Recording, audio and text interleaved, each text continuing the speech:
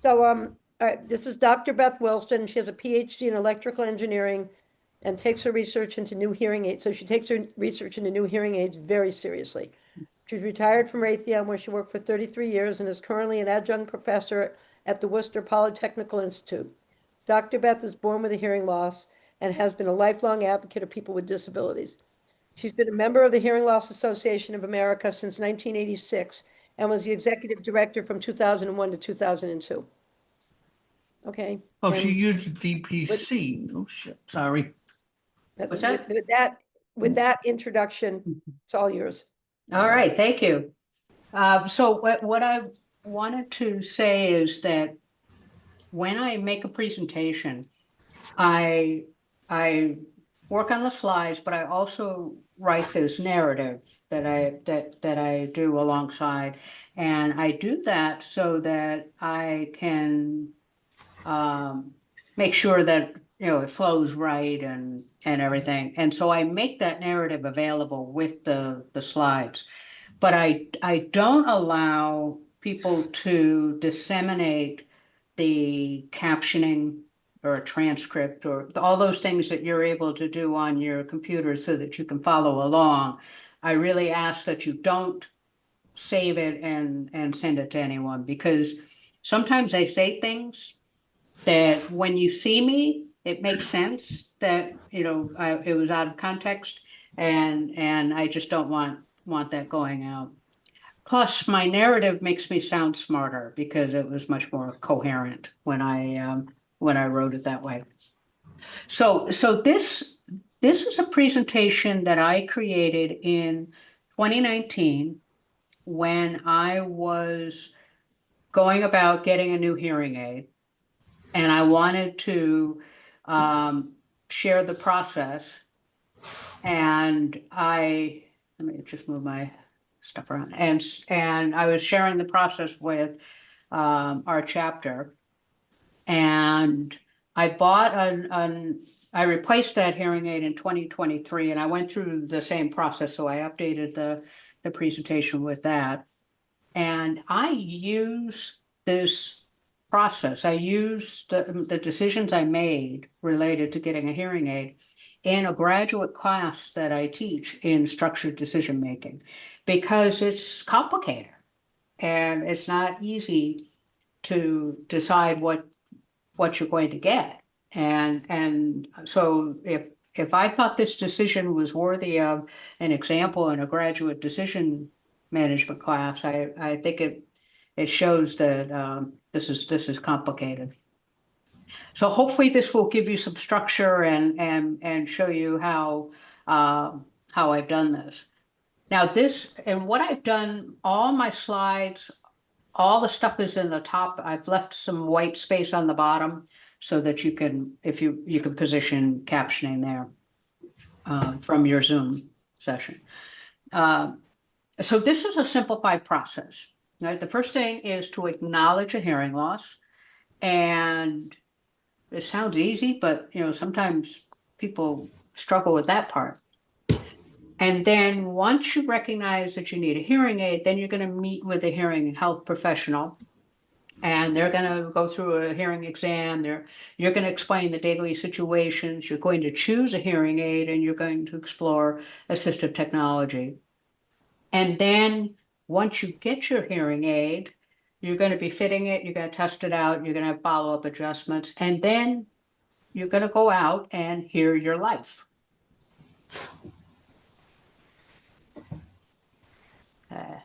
So I wanted to point out that HLAA has a lot of resources that help with each of these stages. There's a hearing loss toolkit that helps with acknowledging hearing loss.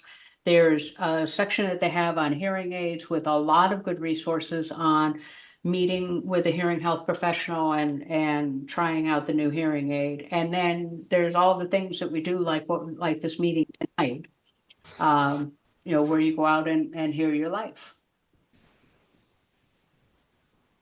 So this is my process. I was born with a hearing loss. So I like to tell people that I was born, I was just ahead of my time. I had the hearing loss. Most people have to wait 70 or 80 years to acquire. I popped out that way. So it was pretty easy for me to acknowledge my hearing loss because it was the way I was born. And so I have gone through this process many, many, many times. The first hearing aid I wore was a cross aid, and it had a microphone on one side and the receiver on the other because they didn't have the feedback cancellation technology they have now. So I had to separate the aid part from the microphone. I also used assistive devices. So the clunky thing you see on the bottom was my first phonic ear that I wore to college. I have to tell you that was a little difficult because you can't really tell how big it is in the picture, but the microphone was really long, had the battery, and then there was the long antenna, and I had hang it around the neck of every professor. And so as I walked in, I would lasso them with that microphone. And in those days, we had chalkboards. And when they were doing the eraser, at least once a class, they would drop the eraser, lean over to get the eraser. The thing would clunk them in the head. They'd get a little woozy, and because the thing was pretty big. And the receiver was made for kids. I was actually the first individual to buy a phonic ear device. And so the regional representative set me up with a school code because he didn't know how to do an individual. They only sold it to schools at the time. This was in 1978 when I started at college.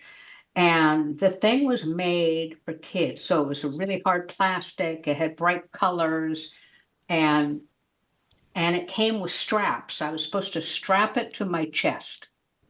And so I contacted the phonic ear representative and I said, you are asking me to wear something in the middle that's bigger than the two on the outside.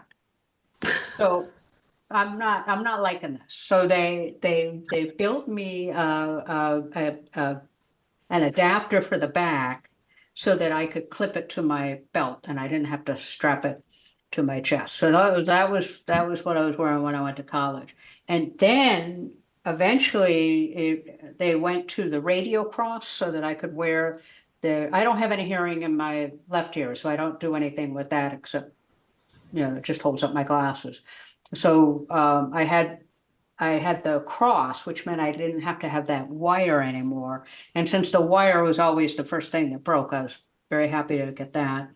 And then the phonic ear improved as it started marketing to adults. They realized that they needed to have smaller packages. So I had the Easy Listener model for a while. And then I was finally able to wear a hearing aid just in the one ear because it had feedback control. And now I moved to the SmartLink, the Roger Pen, and then the hearing aid I have now is the one on the right, and I use the Roger disc. So I've gone through this process. I say rinse and repeat for many hearing aids and many assistive technology gadgets. So step one is to acknowledge the hearing loss. And you would think this is an easy step, but it's not. And I always was perplexed why, somebody would say, oh, I don't need a hearing aid. I hear fine. I think, I don't think you do. And you know what I'm talking about is when you're talking to somebody and they're having a different conversation than you're having with them, right? So there's just a lot of disconnects. And why is it that they won't, consider that their hearing loss is severe enough that they have to do something about it? But when I was doing my master's, I was doing work in speech processing. And one of the things I thought was really interesting was how people perceive speech. and what our brains do to help us. And that's when I realized that for someone who loses their hearing later, because I was born with the loss, I've always heard this way, but for someone who loses their hearing later, their brain says to them, you're fine. It's just people are mumbling. It's fine. It's just they're not speaking clearly. And so our brain makes us think that we're fine. And that's what makes it harder for people to realize that they do have a hearing loss. And then the other problem is somebody will say, well, you should get a hearing aid. Well, it's not like going to Pearl Vision, and getting a pair of glasses. It's a complicated process, and most people don't know where to start. And typically the person telling them they should do something about it doesn't know where they should start either. And so that's why I think it's important to be able to have these resources like what I'm showing here, the Audiology Association and ASHA both have ways you can search for an audiologist in your area, and hearing instrument specialists. When I talk about finding a hearing health professional, it's either an audiologist or a hearing instrument specialist I'm talking about. I've worked with both and had very good experiences with both. And HLAA has a toolkit that talks about the signs, symptoms, and steps, and how to acknowledge your hearing loss and how to find a hearing health professional. All right, so now it's time to go meet with the hearing health professional. And I think some of you recognize this room where we go in and we wear the headphones and they do the beeps. I got to tell you, the first time I had my hearing tested was when I was in kindergarten, and they had screening, and I didn't understand what it was. I just understood it was a test, and I thought if I failed the test, they wouldn't let me come to kindergarten. So I was a wreck. And so when the nurse was pushing the buttons, and I was raising my hand when I heard the tones, and I had watched all the kids in front of me, so I tried to pay attention to, I think they raised their hand 12 times, and then they do this hand 15 times, and then they do this hand 12 times, and so I was studying for this test, watching all the other hearing kids. So when it's my turn and she's working on my left ear and I'm not responding. And I could see the expression that something wasn't right. And I thought, I'm going to fail this test. I'm not going to be able to come to kindergarten. And so I noticed that when she pushed the button, there was a muscle in her arm that moved.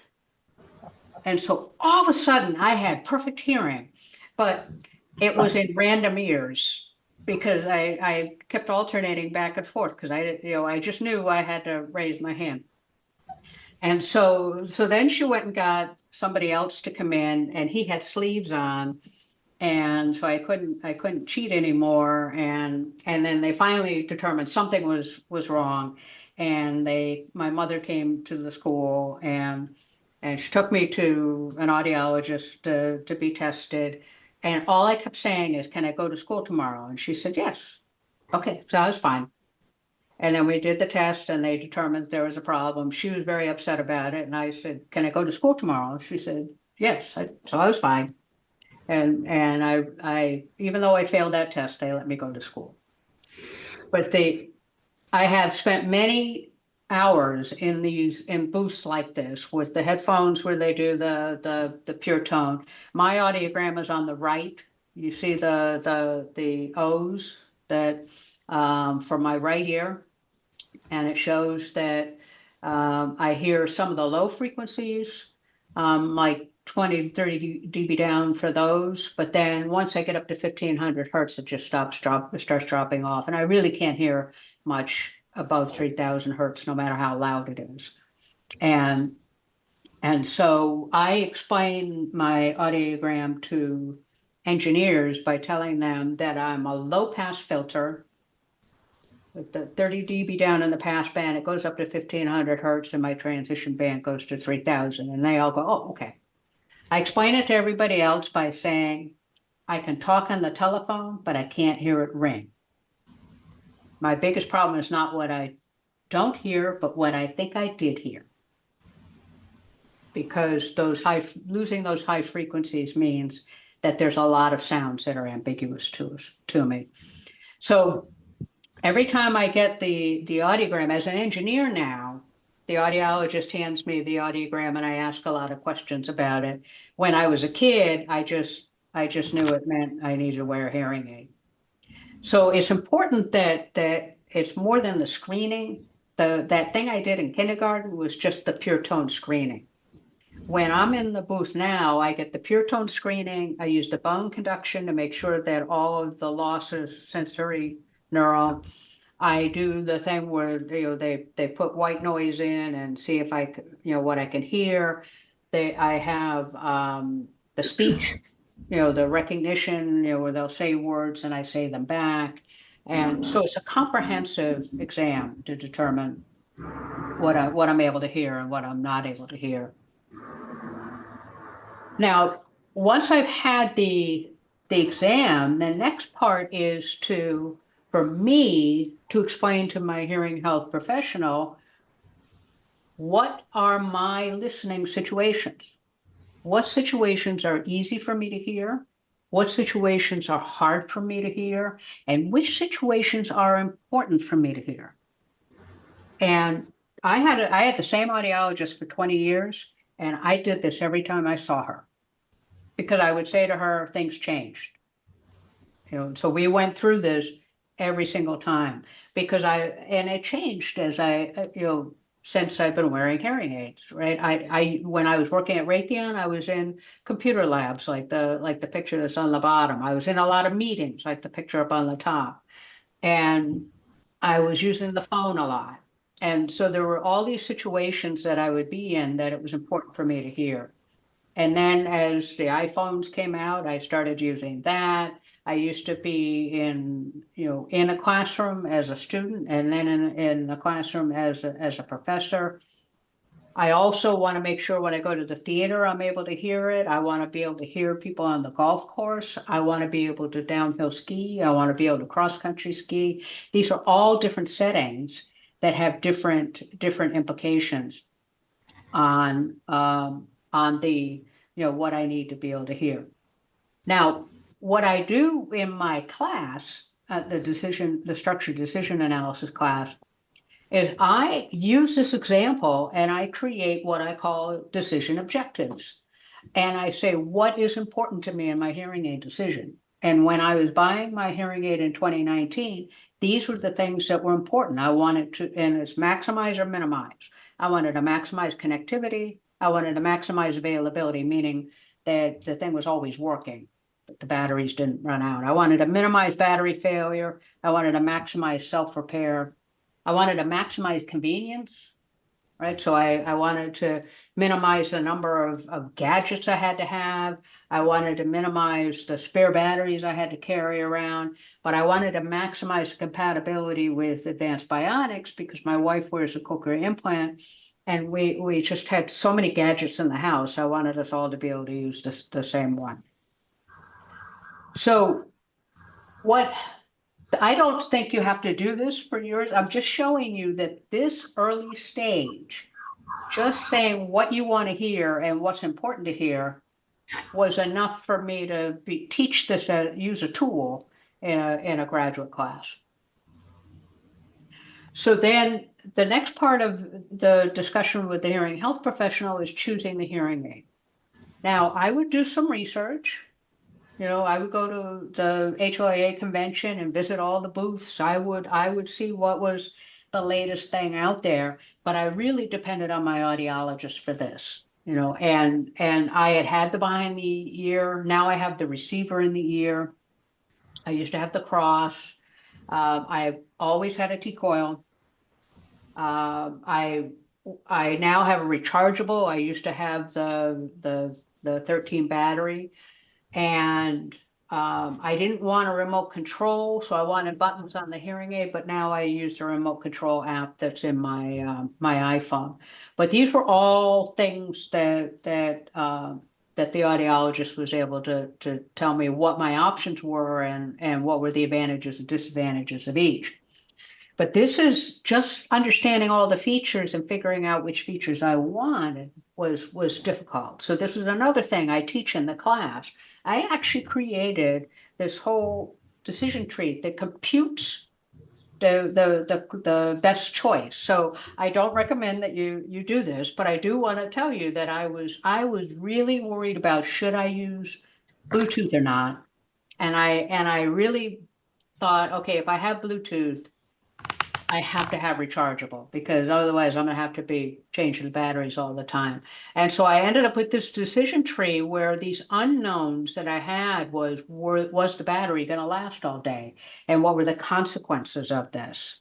And so I was really concerned about would my battery last all day if I used Bluetooth?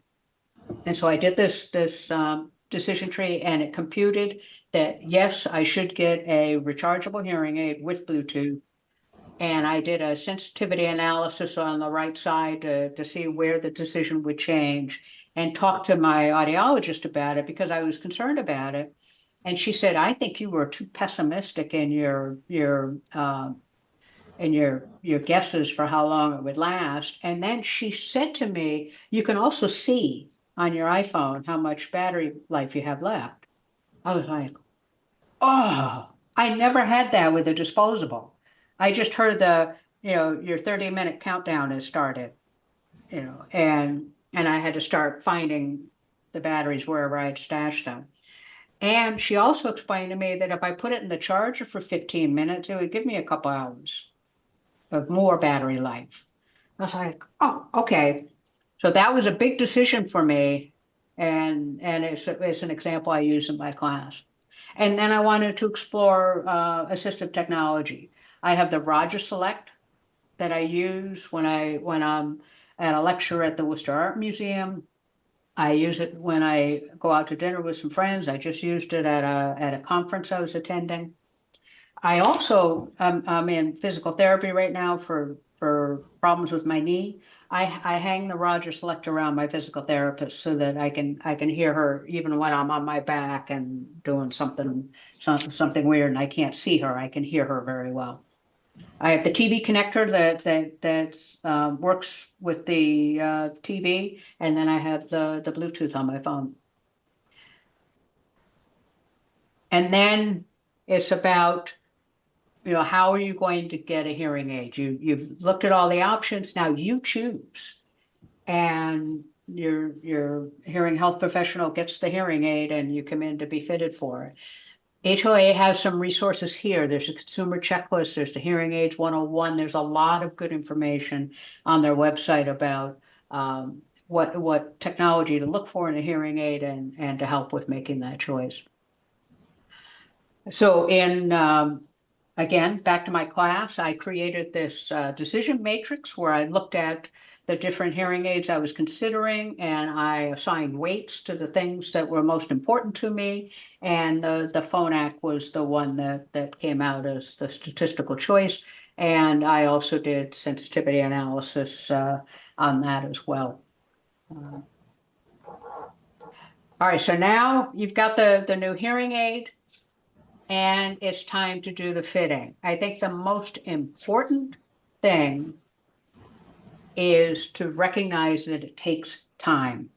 It is not like going in to the Pearl Vision and your glasses came in, you put them on, they make sure they're not crooked, and then they send you on your way. Getting the hearing aid fitting takes time. I typically make a long appointment with my audiologist, and then I book follow-on appointments every week. And in 2019, I had it every week for 6 weeks because it was a new technology I was working with. And I think I had 4 weeks when I went in 2023. Because I really wanted to make sure I had enough time to understand how it works and then to do to test it out. Because the audiologist is going to have to make adjustments and get it fitted, and then as you use it, because you're sitting in the audiologist office, which is not where you usually listen to anybody. So you gotta go out and wear it and then come back and say, I didn't like this. Can you tweak this? And it takes some time to adjust. So the first thing I do is I sit down and I read all the manual. And some of the there's a lot of pages that are things like about how it's transmitting, and there's a lot of regulations in there. There's probably 3 pages in 4 different languages telling you not to eat it, right? But I finally get to the part that's how I use it and what to expect and how it works, and I explore all the options. I try everything out and remember where it is in the manual. Now, I worked at Raytheon for 33 years, and I was a systems engineer, and I spent a lot of time in test and evaluation. So I'm very serious about this test plan. So I would actually write down all these situations that I was going to be in and what I was going to do, and record all my observations. So I would have this test plan that I would execute and record how it works. So I had a 30-day plan where I said, okay, I need to test it one-on-one. I need a quiet environment, a noisy environment, and I would try to figure out when I would be in those situations. I wanted the telephone. I wanted to test it on the landline and my cell phone. I wanted to try the television with and without the TV Connect. I wanted to try it out in the car when I was driving, when I was the passenger, when there were multiple passengers, when I had the radio on, when I had the map talking to me. I wanted to try it out on the golf course. I wanted to see what it was like when I was riding in the cart and when I was walking. I wanted to make sure I could use it when I was teaching for the virtual sessions, as well as presentations and recording lectures, and then group situations. And I had a bunch of test events for that. So when I talk about a test event, that means that I was planning to go to a meeting at WPI, and I said, okay, what situations can I test out with that? I was doing a WPI class presentation. I had planned to meet some friends at a restaurant. I was going to a Trinity play down in Providence, so I was going to use the hearing aid and the assistive technology. I was going to an HLAA chapter meeting. I was going to a party where I knew they were going to have music. I was going to go to a Worcester Art Museum lecture. So each of those situations that I knew were coming up, I then mapped those different settings that I wanted to test out to each of these events. And then I also recognized there were some situations I was going to have that were not within my trial period. So, I was getting this hearing in 2019, I was getting the hearing aid during the summer. So that wasn't going to help me with the family gatherings at the holidays. It wasn't going to help me when I was skiing in the winter. It wasn't going to help me with this conference I was planning in January. So what I did was I made these be what I call surrogate situations. I would have surrogate tests. So what I did was I decided that I wanted to simulate being at a family gathering. So when we were having a get together, but it was like a picnic. We were outside, but there was one we were going to do like a birthday cake, and so I said, "Can we do that inside?" Just so I could feel what it was like to be in that room we were going to be in Thanksgiving with all those people talking. So I was able to use that as a surrogate test. I wasn't going to be able to go skiing, but I do go up to New Hampshire to golf. So one of the times I went up to golf, I put my ski jacket on, I put my helmet on, I ran around my condo, and I made sure that I didn't get any feedback, and I did have to tweak some settings for that situation, but I made it so it would work when I skied. And for the conference, I signed up for a lecture that was happening at the Worcester Art Museum, and I tested out all of, the audio in and all of the things that I do at a conference. I was able to test out with that. Oh, I already talked about this, trying all the different things. So I went in and so let me give you an example of a restaurant test event I had. And these have to be good friends to tolerate all my experiments. So we're in the restaurant and I'm testing out the auto sense. I'm testing out the speech and noise. I was making some adjustments using the app. I was playing with the Roger, what kind of placement variations could I have? One of the things I like to do at a restaurant is when they fill up the water glasses, I ask for one more water glass, but dry. Otherwise, they'll bring it with ice. And when it comes, I turn it upside down in the middle of the table and I put my Roger on it. That way it's sitting up. So I hear people's voices. I hear more voices than I hear silverware. And it also means I'm less likely to forget it because it's sitting up. It doesn't get buried by everything that's there. And then I write down all my observations. When I was working with an audiologist for 20 years, she got used to me. And so I would email her my test results in time for my next meeting. So she was okay. But when I went to a new audiologist in 2023, I really had to warn her, I'm an engineer.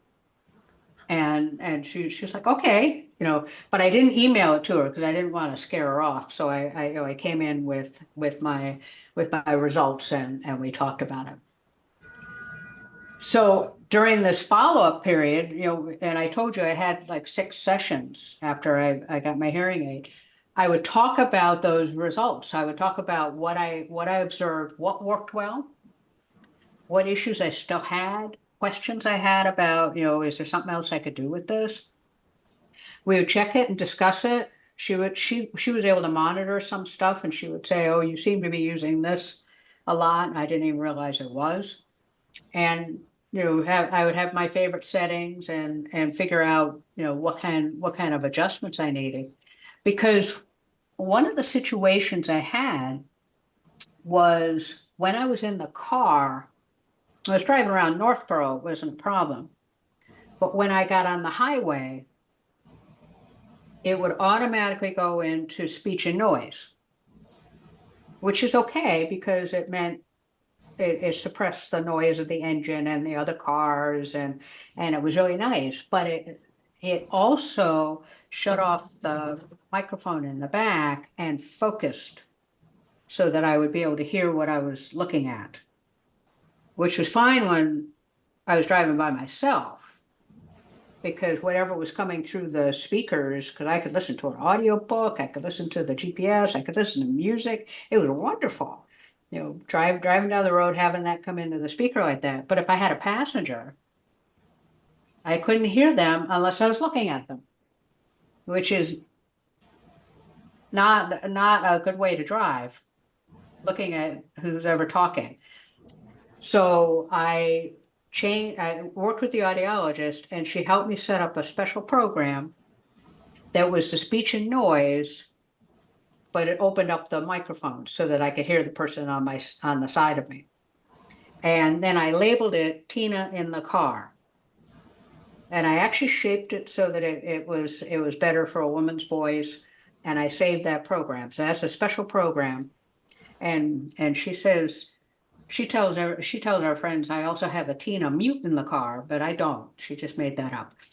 And I have it. Before we start out, I turn that on. But what it meant though was I had to change the GPS voice to be a man. It was a man's voice because that's easier for me to hear. But when I have the Tina in the car program, it favors a woman's voice, so I had to change the GPS to be a woman's voice. But I worked with the audiologist about how I could have that, make that situation work better. And then the last step is to go out there and hear your life. You just got to wear it. You got to, try it out and make it something you're doing all the time, because this, I put the hearing aid on and I'm out there. I'm in the classes. I'm sitting, meeting with my friends.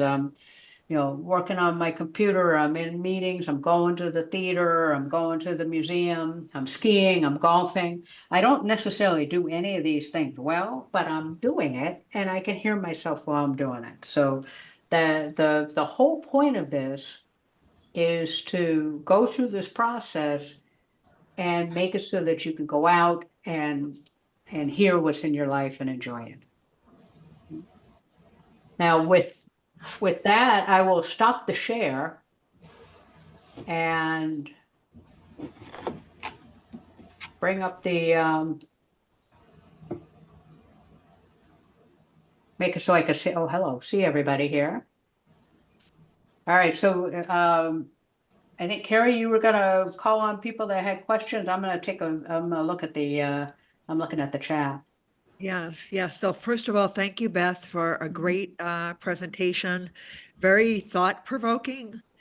I can certainly say that I have not taken the level of thought that you really demonstrated, to my audiologist visits. And I realize that, after listening to you, that I'm not going to get what I don't ask for. So I'm certainly Well, and the hard part is we don't know what to ask for. well, just even what the situational ideas that you demonstrated. I mean, they're all problematic for me, honestly. And personally, the audiologist visit is never something I enjoy, but I realize that I have to invest more time, preparing for that, engaging in that, and then, thinking about it afterward, just as a result of, hearing you speak. Yeah. Yeah, and there was a question in the chat about did my hearing aid include a telecoil? I didn't give them an option not to give me one. So, the hearing aid I wanted in 2019 was did not have a T-coil, Harry, I think and we Harry waited. from Nebraska, I believe, is on the line here. Harry, do you want to expand on that? Take yourself off mute. Sure. I don't know. Can you hear me? Yep. Okay. I messed up on my phone with my hearing aids. I wasn't hearing you earlier on my phone Zoom, and I think I deleted the Bluetooth on it, unfortunately, but I'm on my laptop. Yeah. Thank you for letting me join in. I love it with the other affiliates, Zooming their meetings. As a quick, exciting note for us here in Lincoln, we're starting a HLA, hearing loss support group. So starts November 15th, but hopefully we'll get this many people to show up eventually. I don't know, we'll see. But yeah, the frustrating thing for me, and I've mentioned it many times, it seems like when I've joined these meetings, Boston or some in California, Oregon, Washington, other states, everyone says the same thing. Their audiologists don't readily offer, even bring up putting in telecoils. You have to ask for it. And then they give you a story about its old technology and there's new technology coming and all that stuff. So I guess I'm still lost as to why audiologists don't readily support telecoils and why we even have to ask for them. Why? Well, many audiologists do. So let me say that. But I also know that many audiologists get frustrated because if the person with the hearing aid doesn't understand how the T-coil works, they will come into the office and say the hearing aid doesn't work, and the audiologist will discover that it was in the T-coil mode. And that's why it wasn't working. And so I think for some audiologists that have people who are not using the T-coil for assistive devices, I don't use it for the phone. I only use it for assistive devices, but I want to make sure I have it. If they're giving somebody a hearing aid and they're not using the T-coil and the T-coil is causing problems, they will end up with a bias against it. Yeah, which is unfortunate. They don't even mention it. Anyway, thank you. And good luck with your chapter. I hope and don't measure success on how many people attend. A successful chapter meeting is when one person learns something new. Yeah, thank you. Yeah, That's it. we're looking forward to it. I'm working with a young lady who's just finishing up her audiology studies as an extern at the VA hospital here in Lincoln. So it's kind of nice to have a young expert to be able to just tell the proper story or the right answer than me making one up that, or at least saying, I don't know, let's find out, So Right, right. Yeah, and I saw there was something in the chat about that I was an engineer. Yeah, yeah. So that's why I warn my audiologist that I'm an engineer, because I know that it's a challenge. And I did have one audiologist that when I would come in, she would go, "Oh, what now?" Because I had such strange questions for her about, because I was in strange environments, I was traveling internationally, I would get interference that most people didn't get. And I would get strange effects that most people didn't get. And they would have to mitigate them. One time they had to actually change the when I had the cross aid, the frequency that it was using. I had to ask what frequency was the cross, and they responded with the frequency of speech. I said, no, no, no, I need to know what is the going from one aid to the other.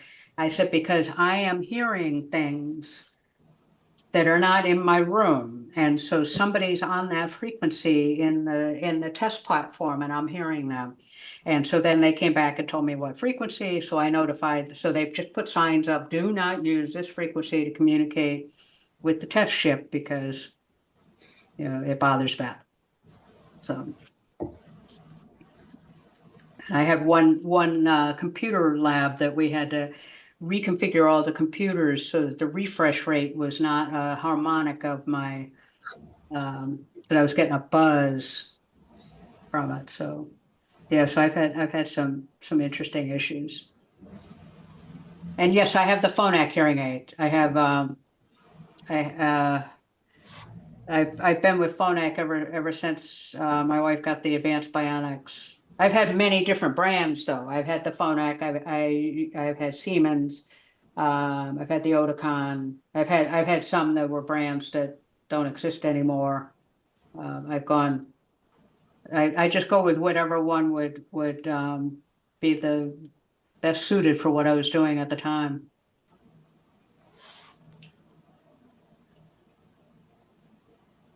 So yeah, so the hearing aids have certain settings. Mine has a speech and noise. It has a restaurant setting. The restaurant setting, yeah, because I made the audiologist put it up on the screen for me. I went, oh, I see what it's doing. It's trying to filter out the sound of dishes and silverware and that kind of stuff. And and I wanted to. I have other settings. I when I was working in the computer labs, I had a setting that pushed down the sound of the computers and the air conditioning. You do all that on your phone? Do I set that all up on my phone? Is that what the question is? Do you change things on your phone when you Yeah, go from one? yes, I have the app and I change it on that.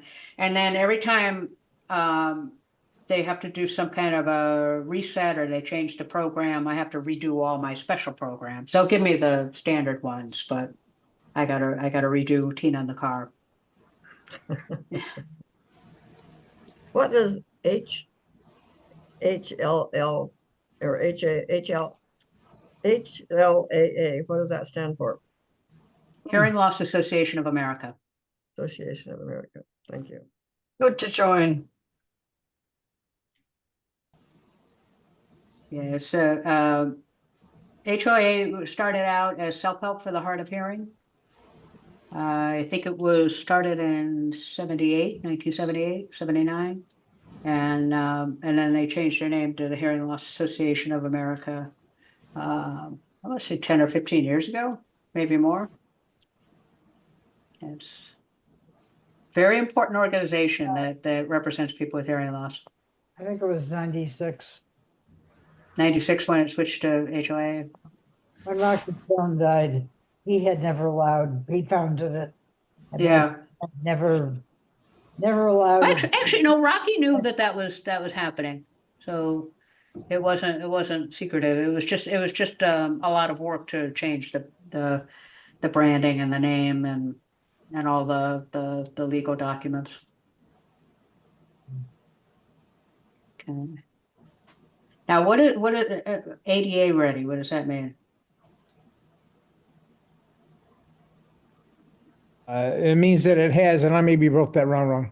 It has telecoil and the new Auracast Ready features in it. So it's ADA ready to be used. Center for Hearing Access is a fantastic website for anybody to read up on all this information and and other technology too. But I've noticed Paul's been trying to ask a question there, so I don't want to interject a whole lot. So Yep. So what do you got, Paul? you need to unmute, Paul. Unmute yourself. Unmute.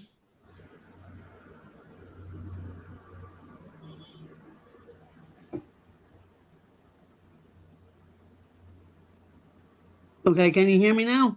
Yep, we got you.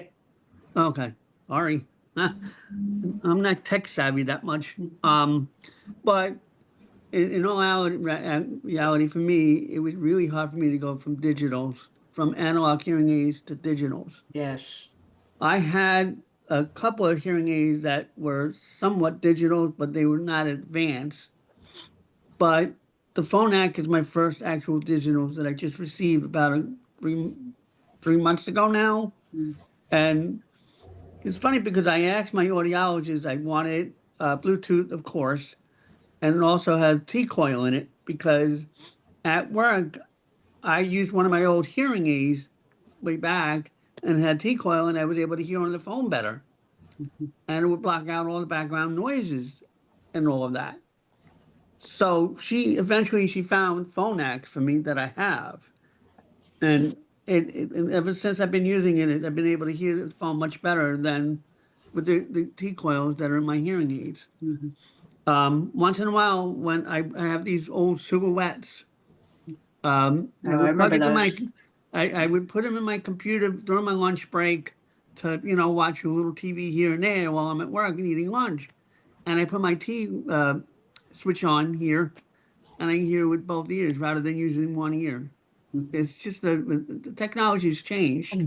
And even then, when it's connected to my phone with the Bluetooth and all, it's much better than ever. Growing up when you had the T-coil, you're still hearing, and the old analog hearing aids, which is one of those things. But yeah, I found what the what- biggest challenge I had when I went from analog to digital was that I had trained myself to believe that when I was on the verge of distortion, then it was loud enough. And the digital would make it so that if a sound came in, it was too loud, it would just suppress that frequency, not everything. So I didn't get that distortion anymore. So I kept saying it's not loud enough. Yeah. And then I finally had to realize, yeah, it is. It's just, I was used to distortion and I expected it and had to get used to having it be clear. Yeah, my first hearing aid with Bluetooth was Livio. And they didn't have, the tel coils or anything because she couldn't find anything further back. But anyway, the Bluetooth, what I noticed on both my hearing aids, would drain out the batteries, as everybody mentioned. It's just like 1 week. I even tried the rechargeable Phonak. There's pros and cons of that, where when you want to use it longer than you want to use, like with the batteries, you can use it 24 hours a day. Whereas the rechargeable, you have to put the hearing aid in to be charged. You got to wait to recharge. You got to put it on, and it was kind of an inconvenience. So I went back to just using hearing aid batteries. Well, I have to tell you that the hearing aid I got in 2019, I would find that if I was using the Bluetooth a lot during the day, I would see that my battery was low, and I would have to put it on the charger if I was going to watch anything at night. I haven't had to do that since I got my hearing aid in 2023. So the battery life has improved significantly. Yeah. I mean, the most common reason for me to buy a new hearing aid is because it's been 4 years. Mm. And I think yeah, my hearing aid's still working, but I'm missing the latest technology. Yeah. I mean, I have the TV box from my hearing aids too. I used it for the very first time, and I got to tell you, I love it. And I lowered the volume so nobody has to worry about whether it's too high for them, or I can hear them at the same time while they're watching with me. Of course, I have nobody anyways in my house, but that's the point I was making. If somebody, who married or whatever, and they're hard of hearing, and the spouse can't take it because this person has a TV loud, that TV box would come in handy. Well, and I bet your neighbors appreciate it too. Yeah. Yes, when I lowered it, so. Carol's got her hand up. What do you got for us? Here's a little bit of technology that might be of interest. I bought my first hearing aids without telecoils. And I've been insisting on telecoils since I've had hearing aids. Mm. Finally, when Phonak came out with the Infinio with a sphere, a friend was raving about it, how it cut out background noise. And finally, after it was out for about a year, I didn't want to get it because it didn't have a T-coil. And finally, I was so driven nuts by the background noise that I eat in my noisy dining room and really can't carry on a conversation. This is amazing. It's the first time Kodak has always had the restaurant mode, which sort of softens the background noise a bit. Right. But this Infinio Sphere, you put it on, quiet. And absolutely the noise stops. And then I had the dilemma of, well, if there's the noise in the restaurant, say, and I cut out the background noise, it also cuts out the microphone. You can't use it with the microphone. But with the background noise shut out, I find I don't need the microphone. So now I have hearing aids without a T-coil. And I was about to go hear Robert Reich speak at First Parish in Cambridge, which I knew was looped. And I had deliberately kept my former hearing aids, and it operates with a remote. Well, no, I got the hearing aid. I took the hearing aids with me to the lecture. And then when I got there, I realized, whoops, I have reset my phone so that the remote control works on my new hearing aids. I have no way to turn the T-coils on without having the remote control on my phone. So I hadn't thought of that. But you should wind up getting hearing aids that don't have a T-coil, because now with Auracast coming on the market and with all the changes, T-coils are not really going to be around that much longer. And I think it's going to be very hard to buy hearing aids that have the T-coils. So if you do that, what you have to do is have a separate remote control that will operate the old hearing aids with the T-coil. And that's what I did. I went back to the audiologist with my remote control, and she set it so I could turn on the T-coils. These are the things when you really get into a lot of technology so that you can be set for all situations. And a lot of things you have to think through beforehand. I know my hearing aids they're like in a progression, right? So I have the hearing aid I'm wearing now. And then the one that I bought in 2019 is my backup hearing aid. So I carry that with me when I travel. I just put it in there. It fits in the same charger. Or if there's ever a problem with this one, I can immediately go to my backup. And then, if I go to the beach, I wear the backup. I don't wear the new one because I'm just afraid of getting it in, water. And then I have the one that I had before that that has the batteries. That was during COVID. That was my hearing aid I wore to the grocery store because you remember the time when we thought we had to quarantine our groceries and I kept my hearing aid out in the garage. So the hearing aid I wore when I was out in the public and possibly contaminated, that was, my backup hearing aid.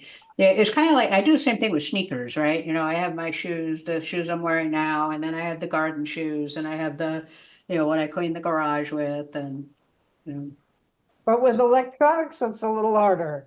yeah. It's a little harder. Yeah, Pat? You didn't mention real ear measurement. You're talking about the testing that does that? Yes. You didn't mention that that's one of the things an audiologist needed to do. I was just trying to make the point that it's more than the tones. There's a lot of tests that they do. And some of it's to see what frequencies you hear, but also to see, where you have issues with uh, understanding speech and understanding sounds. So you have the real ear testing when you do yours? No, I haven't. But the leader of our group here on Panorama that leads our hearing loss group says that that's necessary. You can't get it Yep. adjusted properly to your Mhm. ear without the real ear measurement. Mhm. It certainly is what the critics on, the two Dr. Cliff, and then there's the one in Australia who I think is better than Dr. Cliff. But both of them feel very strongly about real ear measurement. And when I only go to an audiologist to do it. And my last hearing aids were really adjusted to a fine point. So I'll be honest, I don't know all the tests, the names of all the tests that my audiologist runs on me. I just want to see the plots. This is, Yeah. they put a little microphone, tiny microphone in your ear Mhm. between the hearing aid and the, what do you call it? The membrane. Oh, yeah, Yeah. inside the canal there. And so it measures what the hearing aid is hearing. Hmm. So they're able to really fine tune Hmm. the accuracy. Okay. Nina, you look like you were gonna say something. You got your hand up. And now you got your name, you got the right name. Yes, I do. It's funny because like people get my name confused all the time, and Kelly was saying, change your name. What? What? Oh, Mhm. okay. I wasn't trying to impersonate anyone. Um, I I took I took the sadly now defunct peer mentoring program at Gallaudet University. Mhm. And the last director of that program, his name is Larry Medwetsky. Mhm. And he is, some of you may know him. He is hard of hearing himself, and he's also an audiologist. Mhm. And he has taken it upon himself to offer sort of follow-up lectures every once in a while. So if you guys would like anything like that, I'm sure he would be willing to come and present here.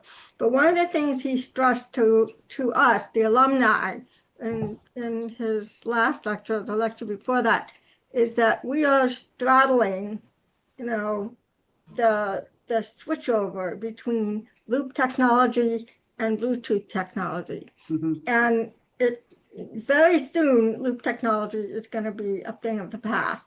Mhm. And we are not going to need telecoils for, to be able to hear. Everything will be connected through the Bluetooth. Yeah, right now there's a latency problem with the Bluetooth. I used a Bluetooth option when I was at Trinity Theater, and the problem was that it went from the sound over the internet to my phone and then to my my hearing aid, and so it was too many steps. Where the loop is, you're right there. So I think if they can solve the latency problem, then I would agree that loop technology Yes. may eventually be obsolete, but not until that happens. It is so. Absolutely, Or absolutely. it has. Mhm. And the other thing I wanted to be, somebody asked about Allcast. I just went to the Alder convention and they were using Allcast. Mhm. And people were very, very happy with it. You had to use headphones. Mhm. So I didn't try it, but the people who did try it, who had CIs or different type of technology than I do. I have large behind ear hearing aids. Were raving about it. They Mhm. thought it was just amazing. So that's another good thing coming down the pike. Yeah, and I think it's important to note. Harry made a comment about that we won't need telecoils. I think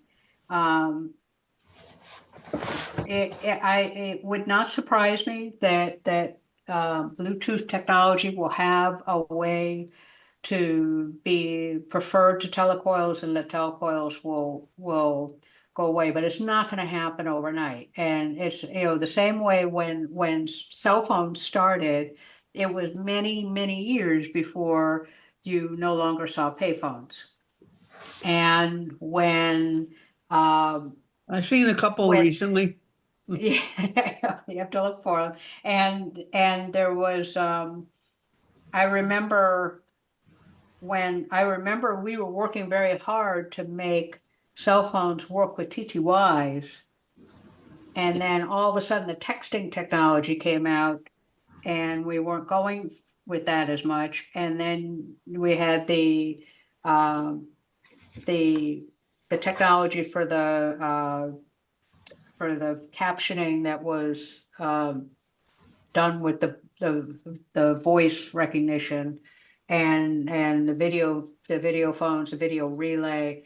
So that now is I can't remember the last time I saw a TTY, but it wasn't until the replacement technology was in place, proven to be better and pervasive, that you saw the old technology go away. So it'll be a long time before we don't see TQLs. It'll be a long time before I don't ask for them. What's TTY?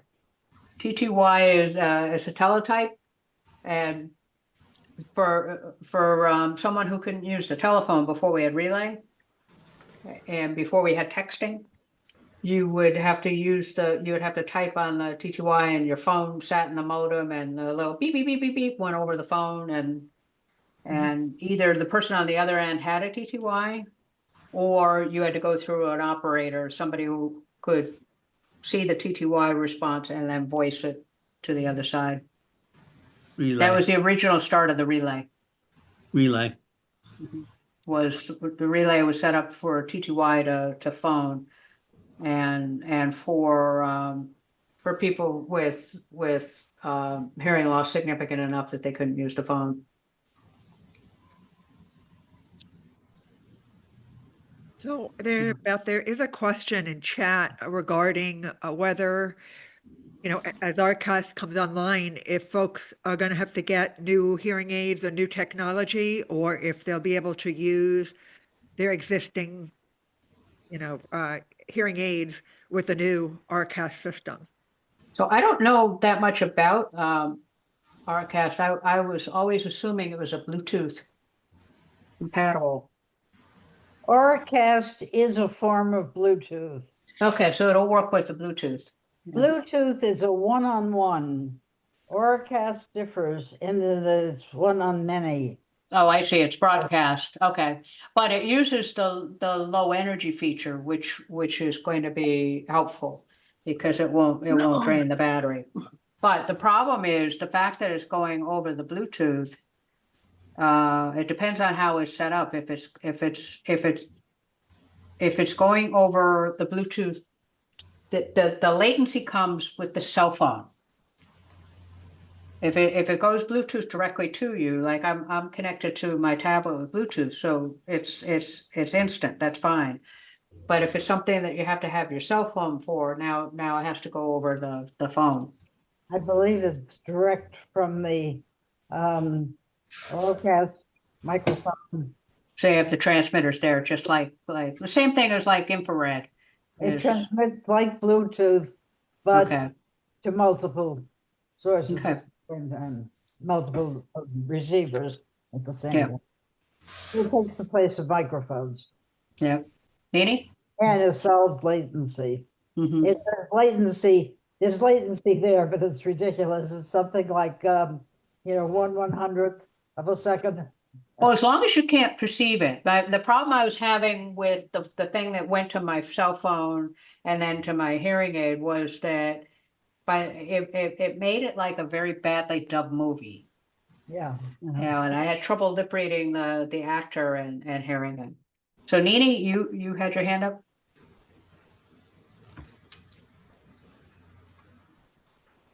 Yes, I think Carol probably said most of what I was going to say anyway. The Oracast, you don't need to use your phone. It's direct Mhm. to the device that you use with your hearing aid or your CR or however it is. But like Carol said, it's one to many. All right. No, that'll be good. But That- I'm afraid with Oracast right now, it will not go direct to your hearing aid. You still have to use the receiver. There's nothing that I'm aware of with Oracast. You have Oracast ready hearing aids.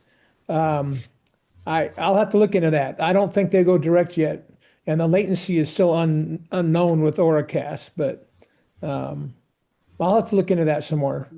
I'll ask. Yes, promising technology. Be nice.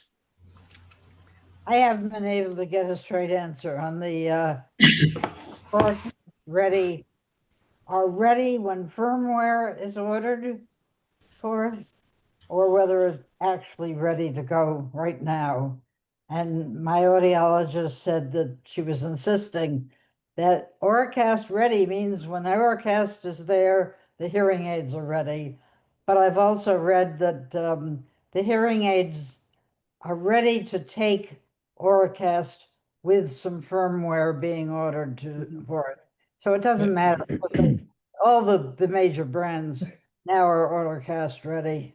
Yeah. Yeah, I agree. I'm only aware of a few brands that have Oracast ready features, but more are coming out.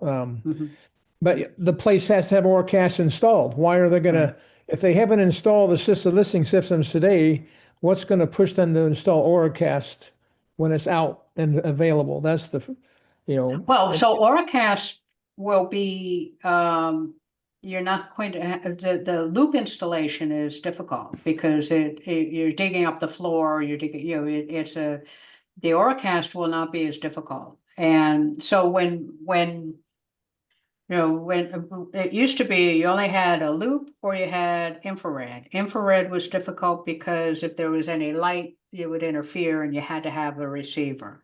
There's no such thing as an infrared receiver in your hearing aid. But infrared was easier for a theater or some kind of a venue to set up and take down. It didn't require ripping up the floors and laying down the loop. Well, So, there's also- so also if Oracast does not have the same construction price, Yeah. it should be easier. Yeah. Well, and there's also FM for assisted listening system. Right. No, I just learned, and again, I put in the chat a link to a blog on it's a recording from the Center for Hearing Access. That oh, I'll put that link in there. I didn't do that, but there was a recent blog with from Great Britain, a research person and somebody with listen or an Oracast type company, I guess. Maybe it was Listen Technology, and then Juliet Sturkins, and they're all talking about Oracast. And Juliet summed it up at the end very well, I thought, and I really encourage people to listen to that because it really gives a full view. And now maybe I'm biased, but it still gives a full view of Oracast and the time frames. It's still a long ways off. And that's Well, why and it's important. I would believe Juliet too, because Oh, she understands yeah, the technology yeah, and yeah, also the difficulty in getting venues to set it up. yeah. But Oracast, I mean, if someplace already has a telecoil or an FM system, they need to keep it. They shouldn't get rid of it, especially telecoil. They should still keep it even if they install Oracast. Mhm. But unless they get Oracast working so I can just push a button and turn it on, I shouldn't have to use my phone to Bluetooth it to pick it up to send it to my hearing aid. Mhm. But yeah, Yeah. Yeah, it's exciting technology. Yep. Someday they'll have a little thing going right in your ears. You can hear anything 24 hours a day. You never know. Nini? So Nini, I see you have a question. It's not a question, I just want to, say, Beth was talking about how it's a good idea to replace your hearing aids every 4 years. A lot of people can't afford that, Mhm. unfortunately, and that's why at the Disability Policy Consortium, we've been working closely with HLAA. Kelly has been amazing, and Jonathan Ojek also, and Paul Gambina here has been working with me on a bill that was filed by Senator Sean Garbely. And yes, I know, it's kind of funny he has that name. Anyway, it's H3946. And it's currently with the Healthcare Finance Committee. And we're working to get a meeting with the chair of that committee to advance it past that point. So if you go to mass.gov and look up that committee, the Healthcare Finance Committee, Kelly and I always work together to make sure this is in the newsletter every month. But contact members of that committee along with your own reps and senators so that we could have a better chance of getting this bill passed. Because we all need our hearing aids, right? Right. I replace my car less often than I replace my hearing aid.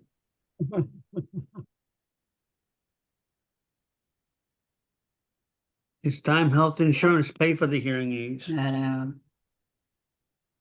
you know. So Nini, I know that you had actually been polling folks to get a sense for, how much on average people were paying for hearing aids. And I'm just wondering if we could just do an informal poll right here. We've got 16 people on the line. Maybe people can just raise their hands. How many of us pay on average $2,000 for a hearing aid? Paul. Okay. What No, about $3,000 for But hearing aid? $4,000 for a hearing aid? Okay. Oh, yeah. $5,000 for hearing aid? Harry? Over $5,000 per hearing aid? Anyone? That's Darlene? 10,000. Yeah, so each ear, I'm asking I per don't think ear. anybody's charging 10,000. Well, that's if you add, No, I don't know. over 5,000, Yeah. over 5,000. Yeah. Carol. So that's important because, you know, as Nini was mentioning, as part of this bill, we're trying to lobby to get, you know, the largest allowance included and, you know, the shortest replacement period. You know, all know that, as Beth was mentioning, technology is changing faster these days. So, you know, the period in which you can stick with what you have, you know, is now shorter than it used to be, I think. So, Nini will continue to update us as things, you know, develop in that. But I just wanted to take advantage of kind of understanding what this group on average pays for the hearing aid. Paul? One of the things, Nini, if you can correct me on this too, but one of the bills, on the bill, it says also, not just covering for hearing aids, but it'll cover accessories, ear molds, Yes. batteries, the devices that are connected to it for communication access. You know, and we're also, I think we're trying to figure out the cap for the insurance as well. Yes, that's why we were researching the cost to see what a reasonable cap. I mean, I personally rather not have a cap at all because you don't know what Yeah. your next hearing aid is gonna cost, but we recommended 10,000 because they pay 10,000 to replace the eyes. So why not pay 10,000 to replace our hearing aids? But Paul, what Paul was saying is that For they, two, correct? That's 10,000 for two? yes, For a pair, or was it? yes, Yeah. Okay, so 5,000 on average. And so I should just mention that all 5 other New England states already mandate private insurance coverage for hearing aids for adults. Mhm. So that's Rhode Island and New Hampshire and Vermont and Maine and Connecticut. All of them already have laws in place that mandate that there's some level of hearing aid coverage. Each state varies, however, in what the dollar cap is and how frequently they allow you to replace them. So while Massachusetts has not yet in the draft bill imposed a cap, or I think they have a 3-year potential replacement period, we expect as that bill moves through the legislature that they'll be looking to restrict, you know, both the replacement period and or the cap to make it financially feasible. So great to get involved in this, especially if you're a working adult, because this does not, by the way, does not offer any relief for those of us on Medicare or Medicaid. Okay, those are federal programs. This is a state law. So it's for working adults that have private insurance, private health insurance. um, I just want to add one thing. Thank you, Kay. The reason why it's set up the way it is because the same representative passed a bill that would cover children. And now a lot of those children are aging out. And it's, you know, it's not that you suddenly turn 18 and become hearing, you still need your hearing aids. So that's why he filed this bill the way he did. And what's going to happen, you know, to a lot of us, like myself, you know, I'm pretty close to 60. I'm going to age out of the working portion, and then we can move on to the next piece. Nini, do you Is- know If I may, how this bill will affect people who have medical insurance from out of state? Can Massachusetts mandate my California insurance? yeah. No, Mhm. it would only No. be in-state. So I would not. I don't think so, but I could definitely ask. I mean, the bill hasn't been passed yet. Let's let the bill be passed first, Mhm. and then we'll be able to add to it? If I may, when I went to testify in September, I believe, was it? And there was another group of people advocating for state workers to get the coverage and for them to continue to cover for the state workers. So I'm a state worker, but I'm fighting for the persons that are not state workers. They should get the covered because it's not fair. And well, I thankful I got it, but by the time I'm going to retire, who knows? I may have to work anyway, and still have to get the insurance from the company I might be working out of the state, and I'm going to need to get help assistance to get paid to pay for my hearing aids. So so this is one thing we need to watch for too. Like Nini says, you could go on to mass.gov and you can do H3940. I'm sorry, my brain's a little fried today, but you can look up the actual bill. 3946. Thank you. So look it up and read it. And if you have any questions, Nini or myself or Carrie will be happy to, and Jonathan as well, answer any of your questions. Is that a House or Senate bill? A house. Okay. Say the number again. H3946. And I can, when I send out Beth's presentation and meeting notes to the folks that attended this evening, I will include a link to the bill. And there's also a HLAA tool where you can just put your name and address in, and a letter will go to your state house rep, Senate, and House member directly, asking them to support the bill. So if folks can do that, that would be Mass residents only. That would be very helpful in helping us get this passed.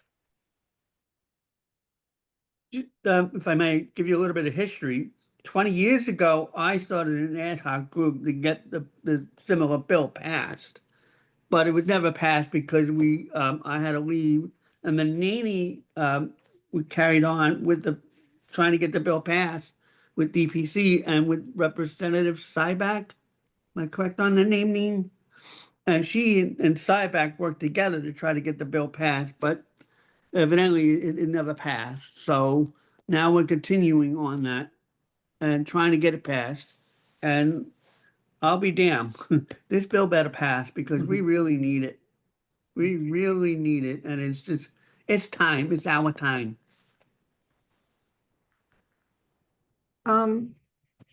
Currently, under the federal regulations, hearing aids are considered cosmetic, which is ridiculous. I know. When I testified, I said, "Oh, lovely with my hearing aids." No, they're durable medical equipment, And that's and they need to be reclassified as such ASAP. yeah. I think it's said in the bill too. Is that correct, Nini? Yeah. Yes. Yeah.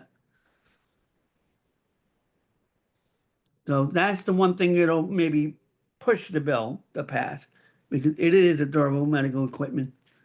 Yeah. Well, thank you, Nini and Polly, for kind of bringing that up and kind of educating everybody on the line about the bill. We're close to the end here, so I want to say thank you to Beth for presenting tonight and really, getting us all to think a lot more, certainly myself, about, what I need to be doing, not only with my new hearing aids, but honestly with the ones I already have and all the situations that I struggle in each day. So thank you. Very And you don't have to torture your audiologist as much as I do. I just wanted to share all the things that I consider. That's great. Well, thank you. And Yeah, everybody. why not? Yeah, thank you for having me. This bill that's in the House, you said they go to mass.gov. Paul, is that what you said? mass.gov, and then I That- think you is that slash MA? voting Is that MASS? .gov. But the MASS. Let me type it in the chat for you. If I can get that chat. Here we go. Oh my gosh, 38 items.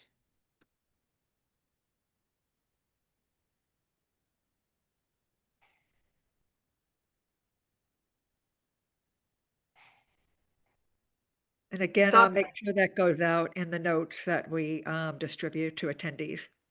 Oh, thank you.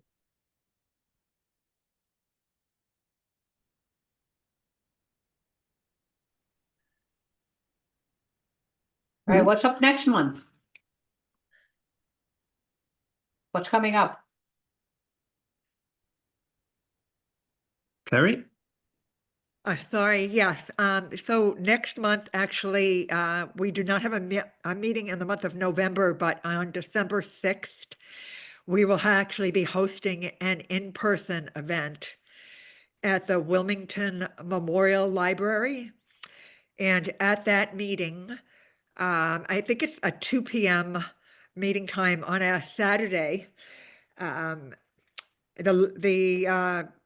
library has an assistive listening system, so it will be supportive of our get together.